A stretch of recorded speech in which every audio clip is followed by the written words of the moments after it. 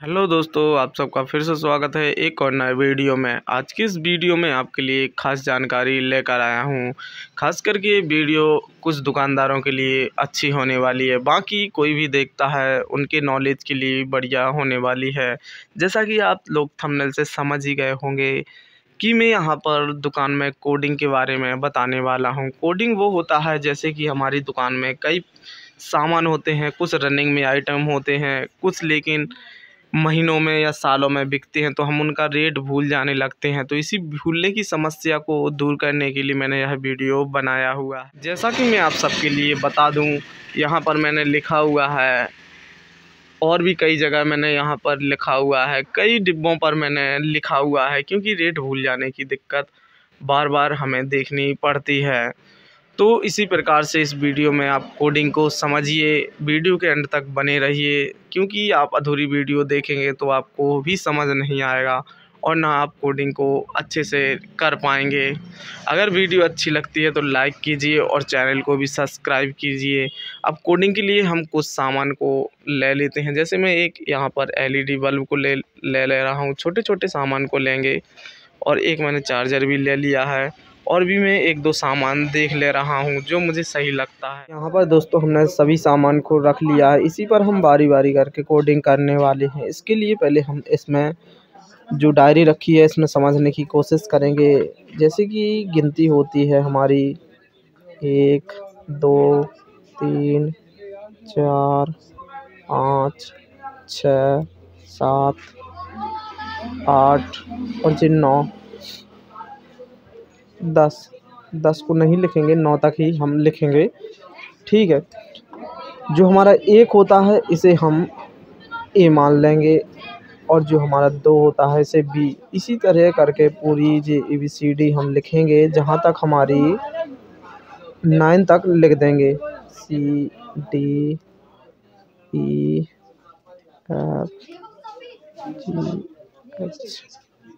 I हमने यहाँ पर लिखा हुआ है। और इसके बाद जो हमारा 0 होता है, 0 को हम यहाँ पर X मान लेंगे, इसे X मान लेंगे। अब 0 को कुछ और भी मान सकते हैं, ठीक है। मैंने यहाँ पर X को 0 माना हुआ है। ये हमारा ABCD हो गई है। कुछ इस प्रकार से आप समझ ही गए होंगे। बाकी मैंने यहाँ पर लिखा हुआ है, आप इसी प्रकार से मान सकते हैं। आप जहाँ पर हमें जी LED बल्ब मिला हुआ है, जैसे जी हमारा 70 रुपये का हमें मिला है, तो हम इसे 70 कैसे लिखेंगे।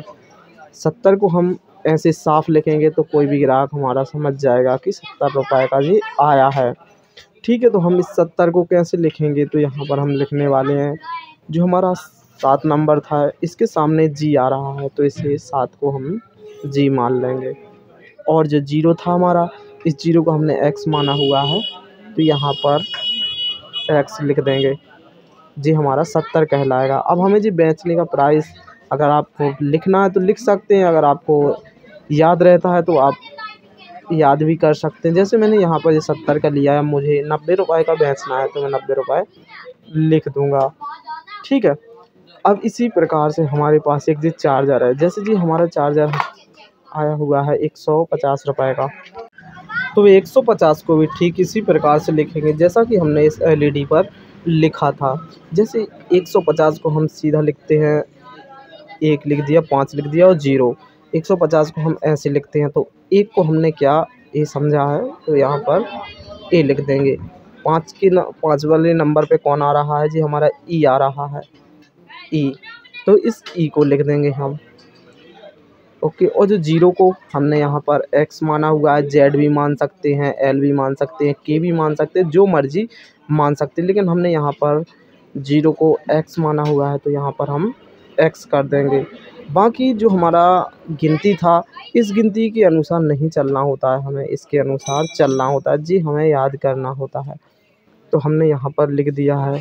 अब इसे हम जैसे 200 में बेचना चाहते हैं तो मैं 200 लिख दूंगा। कभी कभी ग्राहक हमारा मोल भाव भी करते हैं तो हम 220 या 230 भी लिख देंगे। जैसे मैं यहाँ पर 220 लिख दे रहा हूँ, कोई ग्राहक हमसे मोल भाव करेगा तो मैं 20 रुपये या 10 रुपये कम करके जी आराम से बेच सकता हूँ। ठीक इसी प्रकार से हमारे पास जी एक लाइट और है, डीप लाइट है, इसे हम कैसे करेंगे। जैसे कि हमारे पास 90 रुपए का आया हुआ है, तो इस 90 को हम कैसे लिखेंगे? जी आपको कमेंट में बताना है कि हम इस 90 को किस प्रकार से लिखेंगे। अगर वीडियो आप समझ गए हैं और अच्छी लगी है तो लाइक ज़रूर करें।